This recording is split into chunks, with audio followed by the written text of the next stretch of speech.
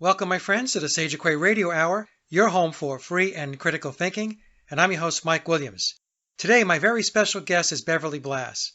Beverly has over 35 years of experience in the field of holistic health. She is President Emeritus of the International Association for Colon Hydrotherapy and has been a mentor, guide, and therapist to thousands of clients, including celebrities, athletes, and executives from all over the world, as she helps them to improve their health, vitality, and well-being. The discussion with Beverly was wide-ranging as we discuss how her childhood experiences set the stage for her endeavors into holistic healing. We did experience some Skype audio noise for the first few minutes of the show, but after the 5-minute mark, the audio clears up. And so without further ado, here's the conversation with Beverly. Well, folks, we have a great show for you today. My guest is Beverley Blass, and Beverly's going to talk to us about structured water, about fasting, and how the food industry is actually very unhealthy and essentially poisoning us. But before we do that, Beverly, because you are a first-time guest, I was hoping that you can take us through your journey in life, where you started, and what led to the things that you're doing today. We did speak a little bit offline before we got started with the show, and I know your journey starts with some paranormal experiences. So if you could start there, that would be terrific. I was born and raised in Scotland. Was very, very connected as a child. I felt like I knew everything. I was happy. I felt connected to just the universe. It just made sense to me that we were all connected, and I didn't understand anything other than that when I was little. When I was about 3 years old, my father used to love to take us to Europe for warm weather. In Scotland, it was pretty grim. You know, if it was sunny in the morning, you knew it was going to rain in the afternoon. So we were in Switzerland, and I was learning how to roller skate, but nobody taught me how to stop. So I put the roller skates on, and I saw this door ahead of me, and I didn't know what to do, and sure enough, my arm went right through that glass window. And it was a very obviously traumatic experience. And things changed after that. I was more sensitive. I was aware of things, and I started to see things in front of me that nobody else could see. And it was confusing to me. At first they had a form, or they looked like somebody else. And this would occur every single day.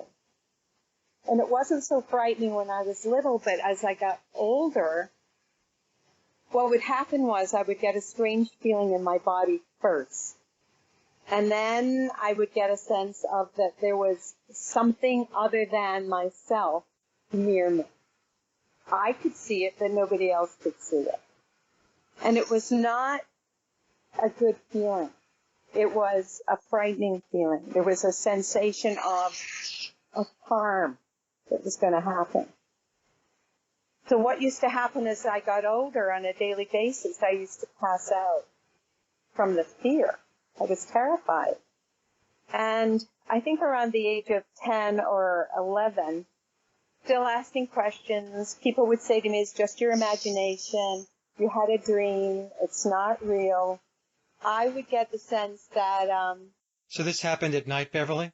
Most of the time at night, but it happened in the daytime also. And I was also in a private girls' school. So I felt like what was happening was I was a free spirit that was being very much shut down in terms of having to go to this school that had no creativity. It was very dark. Coming home and having to deal with this and nobody really understanding. So, yes, it would very often happen later on, but it did happen at one time when I was older and I was driving. So it was a sense of, I could feel the sensation, and then the shadow, I feel like it was a male presence most of the time, put out his arm to touch my shoulder, and it was so horrific. I would pass out. What I feel now over time that I've learned that the passing out had to do with a protection for me. And there were also, as much as there was dark shadow beings that I think fed on I was sick a lot, and I think it was the food. We can talk about that a little later. Sure. Because the food I felt made me sick, and I would say, I don't want to eat that food. It makes me feel sick. And nobody then really related food to your health. So they would say, no, you have to eat that. You're going to be big and strong. And I felt what it was doing was helping this, whatever it was, feed off of me. When I passed out, I felt like the protection of my heart and my soul was protected by light beings. I feel like they took me somewhere for protection. When I was 17, my brother and I were in the kitchen, and he said something fresh to me. And I said, you can't talk to me like that. And he left the kitchen, actually. And then as I got up and walked towards the door, which was a etched glass, thick glass door, weaved with leaves, all of a sudden I felt this huge energy, so powerful that I went right through the glass door and was on the other side. And don't actually remember going through it, but I immediately felt like he pushed me. And they thought I meant my brother. I didn't mean that at all.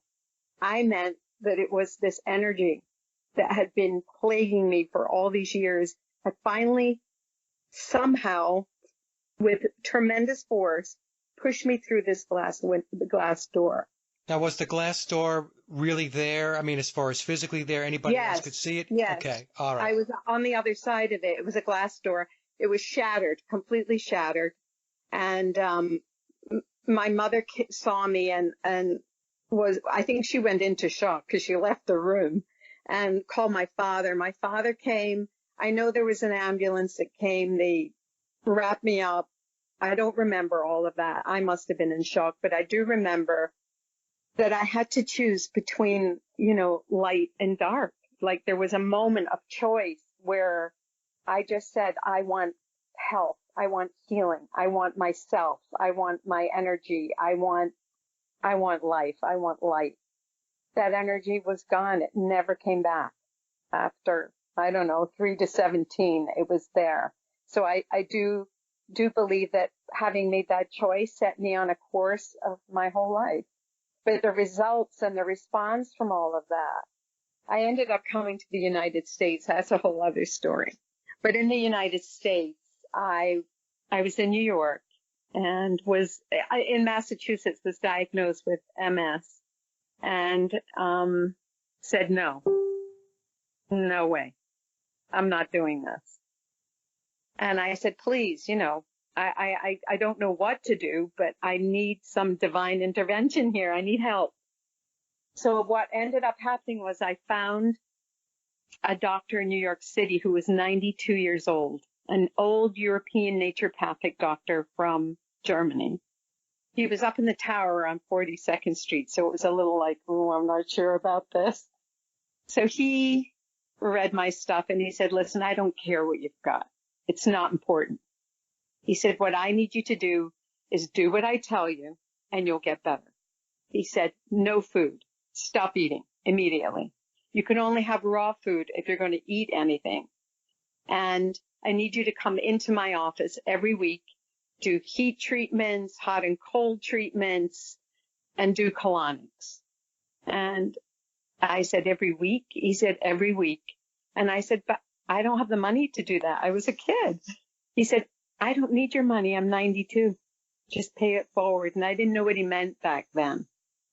He said, go out and buy a juicer, and any vegetable you see, put it through that juicer. Any fruit, put it through the juicer. He said, and you can't eat anything else. That's it. He said, and grains are the poison of humanity. He said, don't touch them, ever. Don't touch them ever again. So, I don't know. I just showed up there. He did everything himself besides the colonics.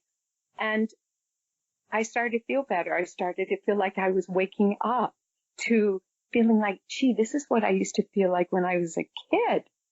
And over 2 years, it wasn't an overnight thing. It's not like next week I felt 100%. It took about 2.5 years, but all my symptoms went away. And I'm like, oh my God, if it helped me. And, you know, in those 2 years, I was reading everything, trying to find out what the heck was going on. I thought if I could get better, then other people can get better.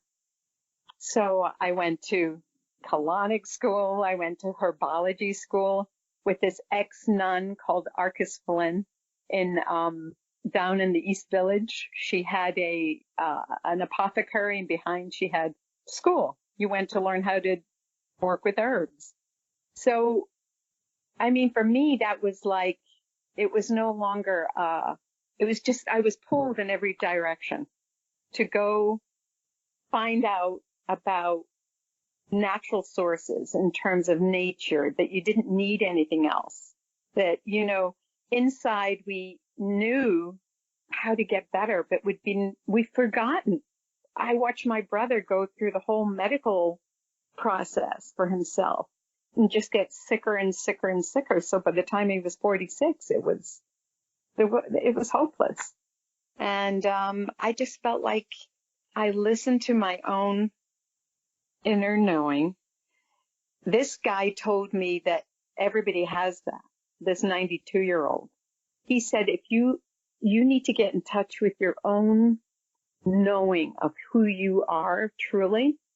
He said, and then every cell in your body is going to respond to what you tell it. You know, back then I really didn't understand. I was just following what he was helping me connect to my deeper part of myself. That's what I truly believe. So after like 3-4 years, I decided I'd done enough research. I had a license in my massage. I decided to go see a chiropractor I knew in New York City through someone else I knew to see how I could open up an office in New York City. Like, sure, you know. So my first office, I went to talk to him. He listened to me and he said, you know what? He said, I'm going to set this up for you. I'm going to set up your colonic equipment. I'm going to do it. So I was like, aha, this was so unexpected because I was only going to ask him to figure out how to set up an office, whereas he set one up in his office. And he said, I'll send you everybody. I said, oh, don't send me any men. He said, don't be ridiculous. It's half the population.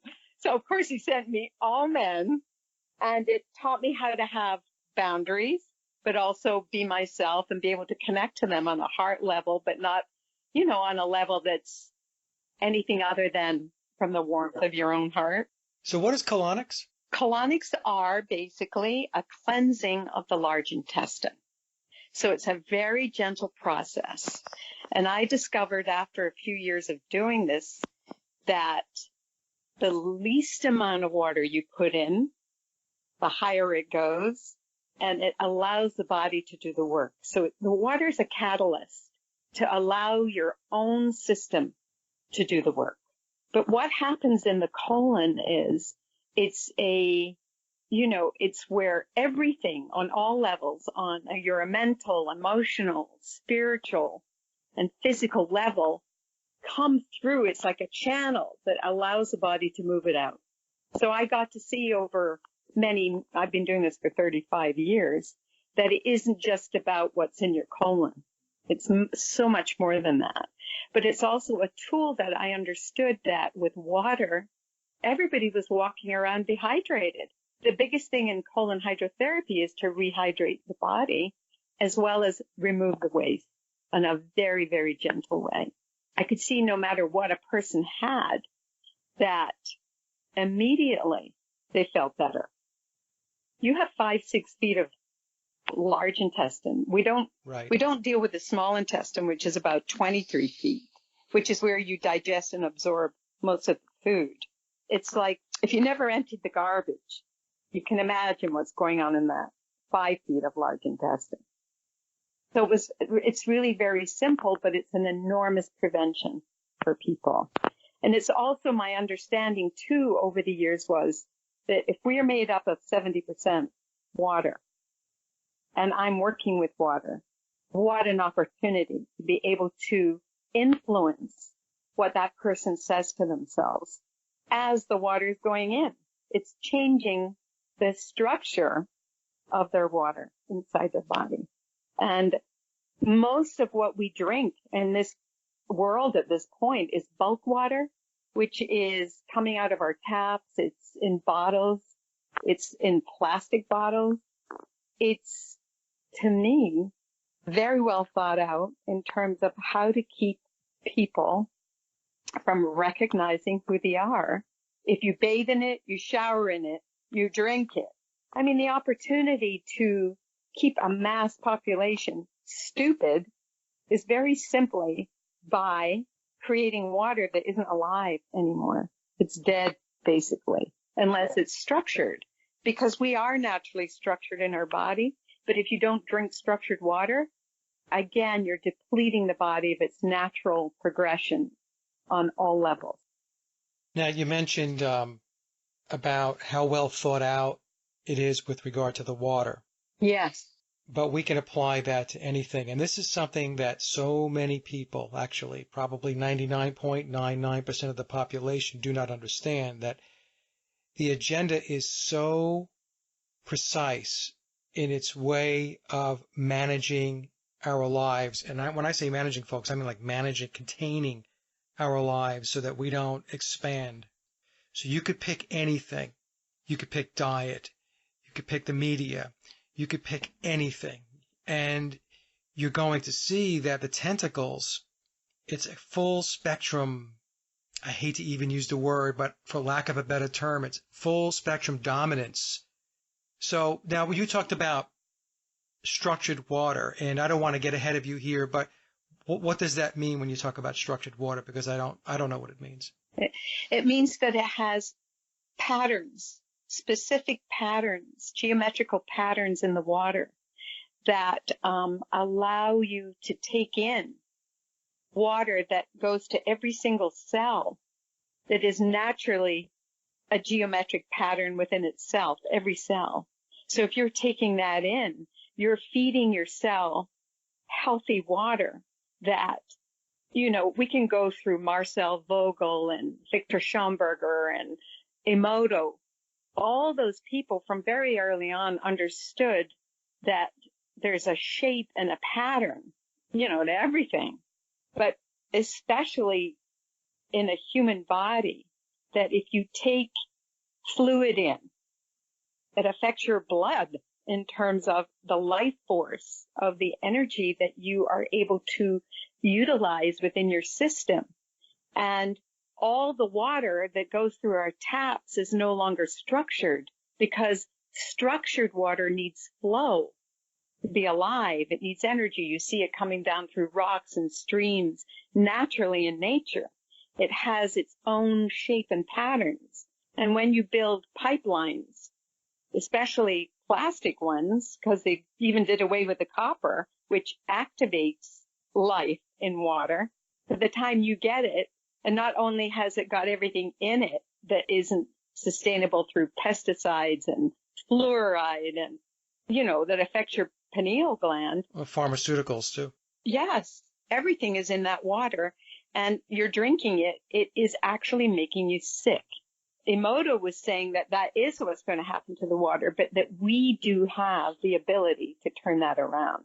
That's what I feel is very powerful, is that each individual, if we can help them understand on the larger scale of everything that's going on, of course, you've been talking about it forever, is that just simply by connecting to the water you can create structured water. And there are companies now, John Butts, who's become the CEO, his level of understanding about structured water and why we need it is so incredible to listen to this guy.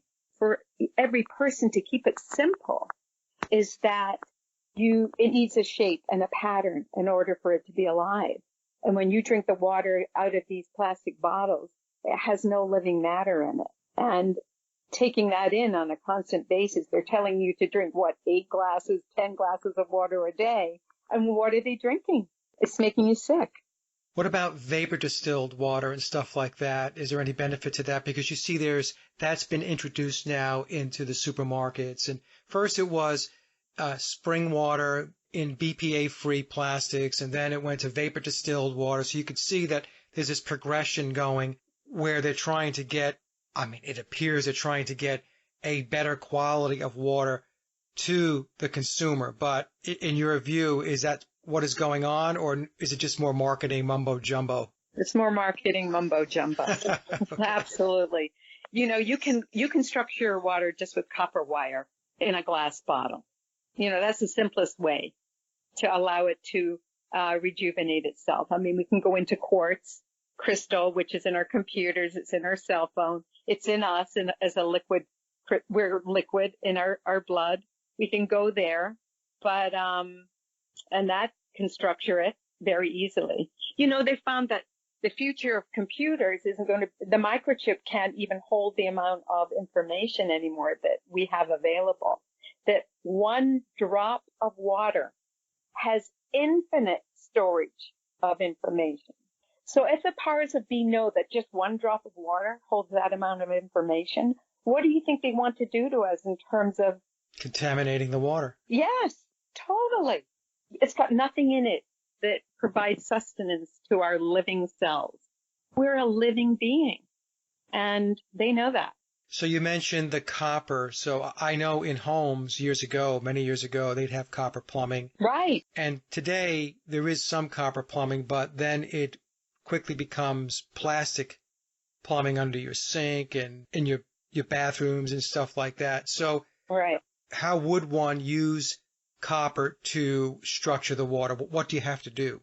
It's very simple. You can just get some copper wiring and, make it into a circular shape and put a glass bottle over it. You can put a copper piece on top of it and fill the glass bottle with water and leave it there. It will structure. That's the simplest way to do it. Okay. It's also what's happening with shungite and affecting, how to affect the EMFs in terms of the 5G. We could go into all of that. I'm not going off there right now, but it's allowing the water really to basically come alive. That's what you're doing. I have a canister at home, Beverly, and it takes out the fluoride and all that stuff. Right. So if I wanted to structure that water, now I have copper wiring because I'll do electrical work in my house. Yes. So if I take copper wiring, do I wrap it around that canister? Would that work or no? You just make a plate on the bottom, like a plate, copper plate. Underneath the canister. Yes. That really, truly is the simplest way to go. Or even put some quartz crystal or whatever in the water. That is a living entity that understands structure. It will structure the water. I see. Okay, well, I'm going to do that as soon as we wrap up here. Yeah. Well, it's very simple and very, I do that with the water I use for the colon hydrotherapy. So that even, it's even allows inflammation to be reduced very quickly when you do that. Because we're all walking around inflamed by everything that's happening in terms of our food and chemicals and, breathing. We're breathing in inflammation, basically. That's what I see, because everyone that comes is inflamed. That's what's going on. So we have the ability to reduce that very quickly. What about clients that come to you that have or suffer from rheumatoid arthritis? Are you able to help them? Absolutely. Absolutely. Again, my teaching was, it doesn't matter what you have. If you could understand that you have to go to zero in order to change anything in your body, which for me over the years, I found that the best thing to do for anybody is water fasting, is you stop eating and you just allow your body to reset itself, the human growth hormone, your stem cells, you need fluid in your brain, is allowing your whole body to just take in structured water. Obviously, I would recommend. And over a period of time, people go, oh my God, but I can't go without food. What do I do with my hunger? And after 2 days, you're not hungry at all. In fact, you feel so peaceful and you're not craving anything. because the more, as long as we're eating, we're feeding the cravings. But if you stop, and even with juice fasting won't go to this level of healing. So when you do a water fast, what's the prescribed number of days to do that? Is it 2 days, 3 days? It depends on the person. But for you to go into ketosis, it takes about 72 hours. So, I have to work with each individual where they're at. I have to understand how they're functioning, where they're at psychologically, emotionally, to be able to go into this. And if you're eating, hamburgers and French fries, it takes time to weave your way into a fast. It would take maybe 2 or 3 weeks to get there. So you're coming off of everything that you're eating, so that by the time you're going into a water fast, you're really just having maybe some vegetable juice or fruit shake or something like that. So that, and then doing the colonic will immediately, people go through, but I don't want to go through feeling sick and those flu symptoms. When you have a colonic, you don't have to go through any of that whatsoever. None of it, because it's all gone. Because what's happening is the liver has to process all the waste in your body. And when you go through a detox, it's your liver that's trying to take care of those toxins, whereas the colonic will get rid of it. So your liver goes, I'm with you. I'm right there, and it starts to rejuvenate as well. Affects your whole system. So after the 72 hours, Beverly, if somebody decides to eat, what do you suggest? After 72 hours, fresh pressed juice. But I really would, I work with people where they go 5 days, 7 days, 14, in terms of really getting rid of what's going on in their system. So if they go 7, 10, 14 days, they're just drinking water? Water. As you go on, you can have what's called potassium broth, which is made with vegetables, but you just drink the broth. You can have, different kinds of herbal teas. You want to, it's like cleanse, nourish, and build. You want to rejuvenate your system all the way down to the cellular level. And the longer you fast, the better results you're going to get. And they lose a lot of weight. Yes, but that's never my focus. We're so weight oriented. And I believe from the therapy training that I've done that a weight problem is never a weight problem. It's also a hate problem, that hasn't really been dealt with. You're talking about emotional aspects within the person? Sure. That they're holding on to a lot of energies that usually aren't even theirs. Right. So we can go in a lot of different areas with that, but it really clears the energy of the person when you do water. Okay, so, and I know I'm sounding really thick on this. So if they go 2 weeks with the water, with the structured water, I'm assuming there is some kind of diet that they should adhere to. What is that diet like? So you have to come off the fast really, really slow, because that's where you're getting everything. You want to kick everything in again, but in a healthy way. So you're dealing with going from water to maybe fresh pressed juices to shakes, because you need the fiber, and then to raw fruit and salads, maybe some steamed veggies. For my own belief system and understanding, I come from plant-based. I think consciousness in terms of understanding, I don't believe we were ever meant to eat animals. Again, what you're bringing back to the cells is a structure that can communicate with each other on a whole different level. And so you get to go beyond your own physical being to understand what's actually happening around you and how connected you really are to nature, and that we are that there is no separation. The separation is in our mind that's happened to us on all levels. Our power and our way back is self-power, self-understanding. And to be able to do that, you need to keep the food light, and what's so great is that you don't have to eat a lot of food to be healthy. The less food you eat, actually, the healthier you are. But we're so conditioned to believe that we need food to live. It's a lie. Well, they promote it. they promote it. I mean, right? We have fast food restaurants and we have the food channel and everything's about food, prepping food, how you can make it look pretty and all this stuff. They make rock stars out of these chefs, and, yes, right? yeah, And it's all about just pushing food. So that's the thing that, caught my attention is anytime they do something that over the top, you should pause and say to yourself, this is not good, right, right? Because right. the powers that be, the matrix, the controllers are pushing this agenda. Yeah. So then let me ask this question. Vegetarians and vegans. I'm a vegetarian. And I'm a vegan, so. Okay. All right. Yeah. So on one hand, we see, like I was mentioning, where the controllers are pushing, just keep eating, right? Right. And then on the other hand, we also have them coming out with various celebrities that are promoting vegetarianism and veganism. So it almost seems like they're playing both sides of the field. Yes. Which is something that they do, right? This is the whole duality, right, right, of their program. Yes. So could you talk to us a little bit about some of the myths around, hey, if you don't eat meat, you're going to be missing these vitamins and so on. You're not going to be healthy. I have been a vegetarian now for over 2 years. Yes. And my health has been great. Right. I Right. haven't been impacted by not sitting down and eating a prime rib, Right. as an example, right, or chicken.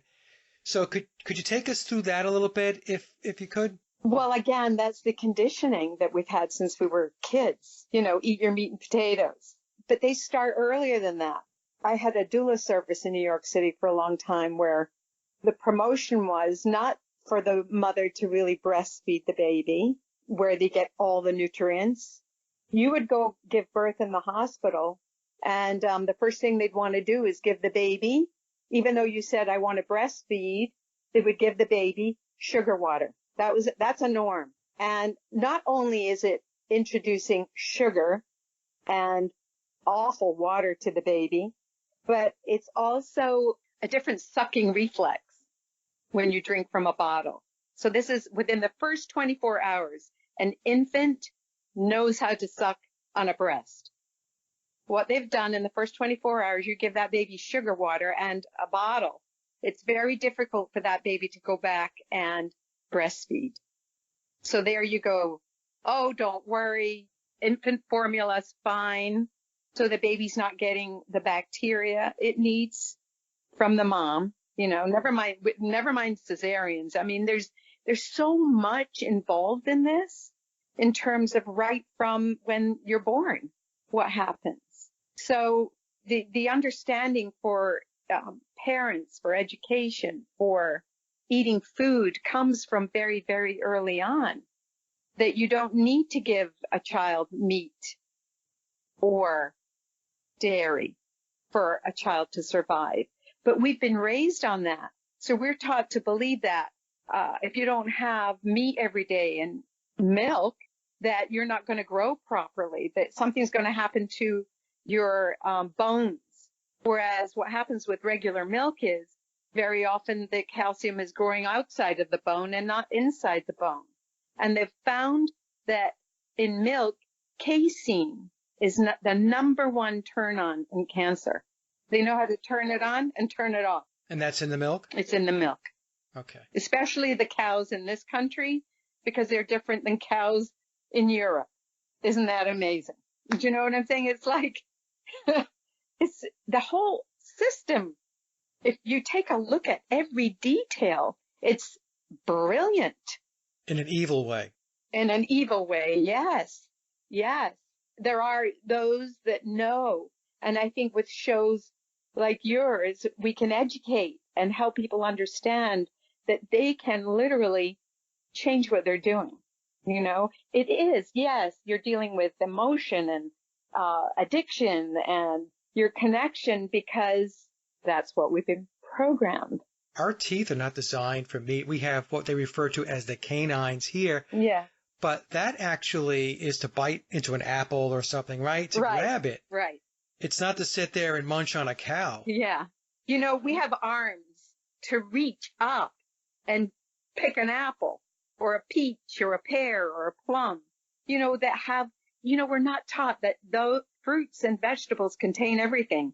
They contain protein, fats, sugars, that in an avocado or even an apple, it has everything in it. And all the dark leafy greens have more.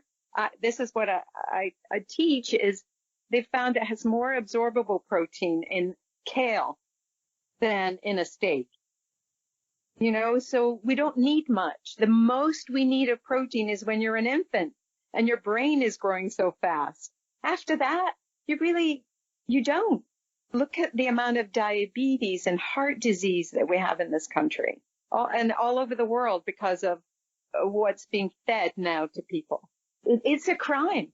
And what's a proof point with that is I was talking to somebody the other day, and I said all of these urgent cares are going up like they're the new McDonald's. Yes. They're going up like fast food restaurants, and they're popping up. It's not just urgent cares, but they have all kinds of medical facilities. I mean, where I live here in Raleigh, North Carolina, I cannot believe how many medical buildings are going up. And there's a reason for that, right? It's because there's an anticipation that there's going to be a very high demand for people to be at those facilities. That's right. And the reason why they know about the demand is because they are creating it. Absolutely. And you have the fast food restaurant right next door, Right. So to me, that's the proof in the pudding. So anytime, it's like I said before, when they start promoting something and you see it ramping up, it means that this is an agenda item. This is something now, it's the time during their project plan. We'll call it like a project plan because that's what it is. It's a really long one, many, many years. But they've gotten to the point now where it's time to, get these medical facilities up and running, these urgent cares and so on, because a lot of people are going to wind up going to them. Yes. And to continue to perpetuate the whole thing about our health, they've created a perception in people that it's normal to expect that you're going to get sick, that you're not going to feel well, that you're going to be fatigued, that you're going to be depressed. It's all of this negative stuff, and so many people are drinking the Kool-Aid and believing it. Well, now they're discovering, the whole gut-brain axis in terms of what's going on in your gut is affecting what's going on in your brain. 95% of what's in your brain, it's in your gut. 5% is in your brain of the dopamine and GABA. And when you don't feel good in your gut, you don't feel good mentally. It goes hand in hand. And so there's never mind the three brains in terms of your heart. So there's a definite alignment with the brain, the gut, the heart, all working in perfect harmony and coherence. And I believe what they've done with all of it in terms of even not breastfeeding and creating attachment and bonding in early infancy, then you get humanity that is not connected to the heart. And that's been going on for centuries, forever. Yeah. We have more neurons in our heart that are the same as the brain. I think there's over 40,000, I believe. So my father used to say to me, Bev, you can't think with your heart. You have to think with your brain. And I used to look at him like, how can you not know this? I was little. Yeah. I've always known this. It's just I feel like I'm being validated later in life now of what I felt I knew as a child. It's interesting. When I say they, I'm talking about the controllers. They do tell you what's going on, but it's encoded, it's hidden, right? Right. So we're watching this TV series with Ted Danson. It's called The Good Place. And it's about these 4 people that die, and they initially believe that they've gone to heaven. But it turns out that the good place is really the bad place. Yes. Okay. And they tried to convince them that they're in the good place. And what it's all about is while they're thinking that they're in the good place, the beings that control the good place are always toying with their minds to get them to turn against each other, to fight, to compartmentalize, and all of that. And it's done in a humorous way. It's a comedy. But even though it's done in a humorous way, there is an underlying message in shows like that. Yeah. Right? So you could turn around and say, well, what are we always told about here? This is the good place, right? Right. Doesn't get any better than being here in the good old US of A. You have the best school systems, you have the best medical systems, you have the best this and that and blah, blah, blah. And then those that wake up realize, no, wait a minute, we're in the bad place. Right. Right. And also, how can we educate and bring that out there? So Right. people that are asleep, are asleep, and everyone's taking sleeping pills. So, it's even worse in terms of they're not even getting messages that they could get when they're asleep. Right. Well, it's very difficult. In fact, it's almost impossible to try to wake people up en masse. I have concluded, and you tell me if you agree, that after years of thinking that I can yell from the mountaintops and then people will just get it, that this is really about, at the end of the day, an individual journey. Yes. From a soul perspective. Yes. Right? It's inner development. Right. And you have to focus on that first. First of all, because you have to be healthy yourself. Yes. In order to be able to help others. If you are unhealthy from a soul perspective or even from a physical world, material world perspective, you're not going to be of much help to others. Right. I mean, that's just a fact. I mean, it's just the way it works. So, when I say that sometimes people get upset because they think that we're supposed to be out there just, spreading the word, which is what we're trying to do. But they interpret that type of position as selfish, as putting yourself first. And I say, well, it's not selfish, but you actually do need to put yourself first. Yes. Because you have to be healthy, both spiritually, emotionally, mentally, and physically, right? Absolutely. Okay. I do understand that. I mean, doing the work I was doing in terms of the food and fasting and colonics over the years, I found that I felt I was missing the ability also to go deeper in certain ways with people on an individual basis. And so I discovered what's called the Hartford Family Institute, which is a training for body-centered psychotherapy. So you're including every part of you on a cellular basis and subtle energy. And I did that for 10 years, and that's been profound in the way I work with individuals, because you're taking in all of them and allowing them to go to a very, very deep place, emotionally, spiritually, in a way that they can themselves understand what's going on around them. So it's really growing awareness and consciousness for them. And just being a guide or a facilitator in terms of opening things up. And that's been incredibly powerful and helpful to work on an individual basis and also to do smaller groups. So I get what you're saying. Yes, of course, we want to go save the world, but we have to work on developing ourselves and working with people that are ready spiritually or on a soul level to hear what you have to say. Sometimes I think to myself, maybe this is the way the world is supposed to be. In other words, we've entered into a classroom, right? And it would be like going to school and signing up for calculus. And then when you get there, you're like, you know what? I want it to be about biology. Yeah. And the instructor or the professor or the teacher is going to say, well, you signed up for calculus, so you're doing calculus, right? Right. So that's another way that I view it is that Mother Earth, and she goes through her cycles and we go through the ages. And at some point, we will make our way out of the Iron Age, which is what I believe we're in now, right?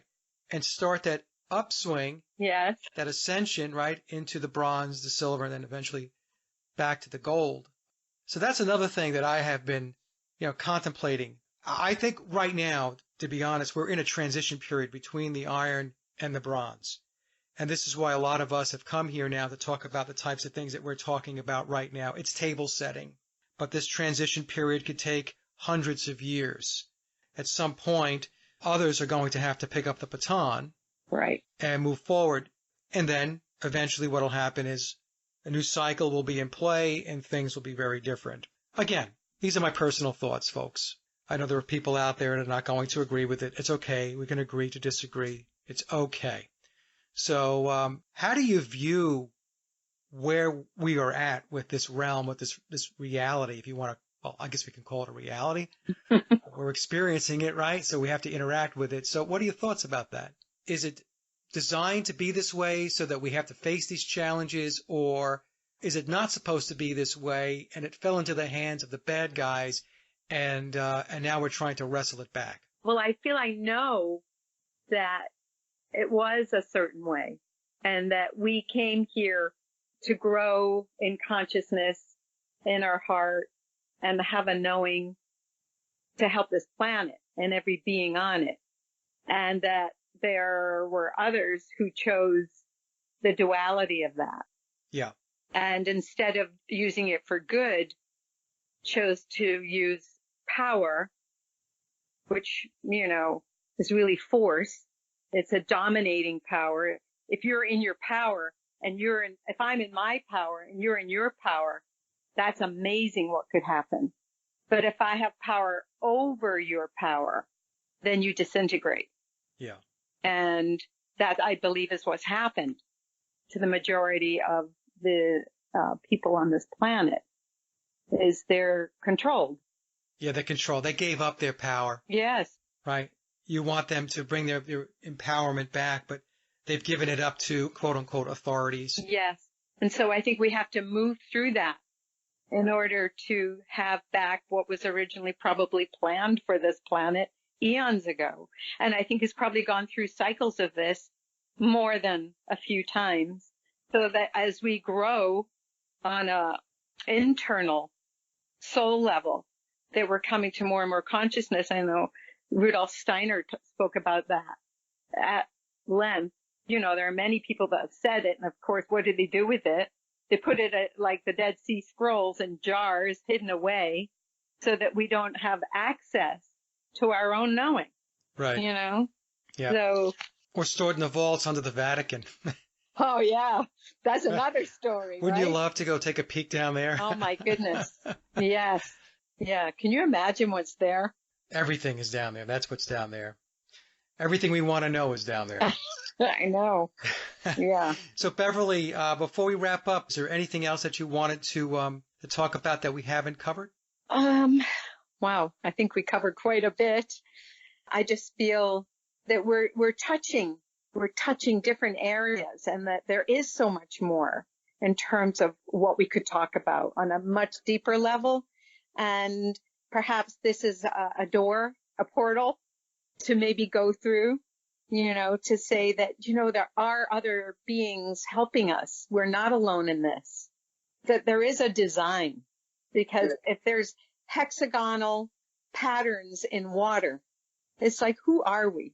And what is this about? And I do believe that there's an absolute creative, inspiring opportunity for us as beings to really live the way we were meant to. And I'm going to hold that.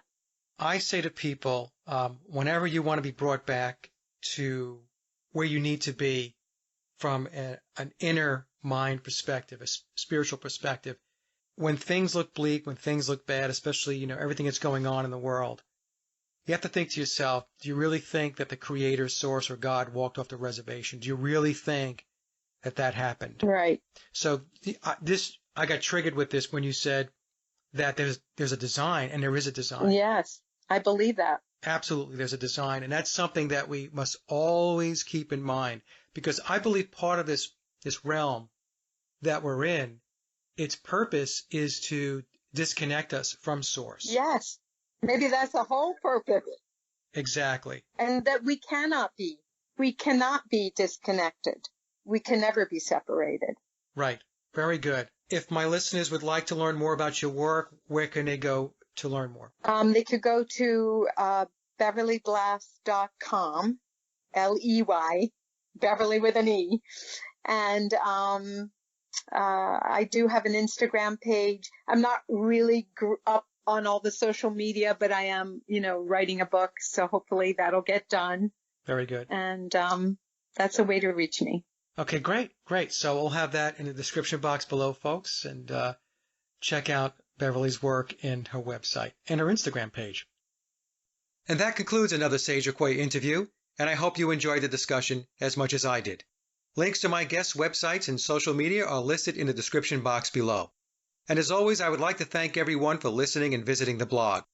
You can find all my social media and web links by visiting my hub website at sageofquay.com.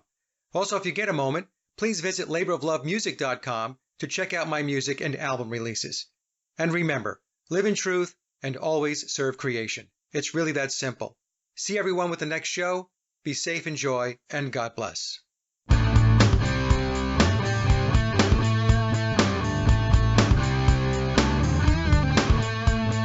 Hey there, girl, come on over here. Don't be shy, there's nothing to fear. I like your style, I like the way that you move. I love your smile, I really dig your groove. Take a trip with me,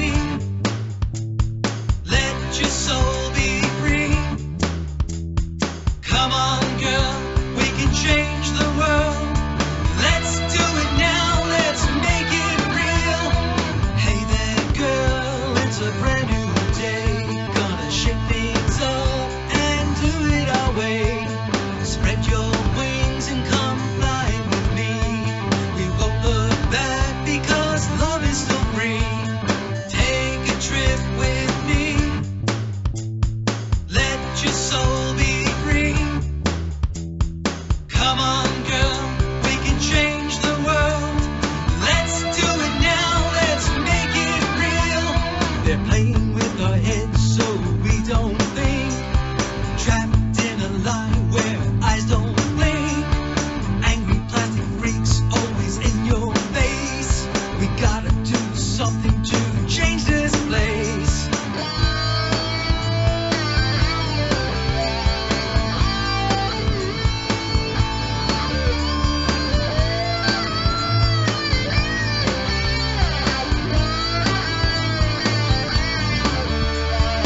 Come on, girl, look to the sun. Reach for the sky, we're gonna have some fun. Let's change the world, let's do it now. Hey there, girl, come on over here. Don't be shy, there's nothing to fear. I like your style, I like the way that you move. I love your smile, I really dig your groove. Take a trip with me, let your soul be free.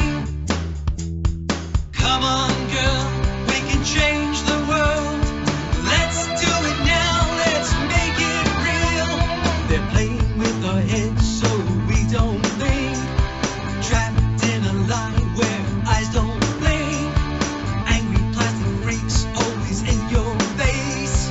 We gotta do something to change this place.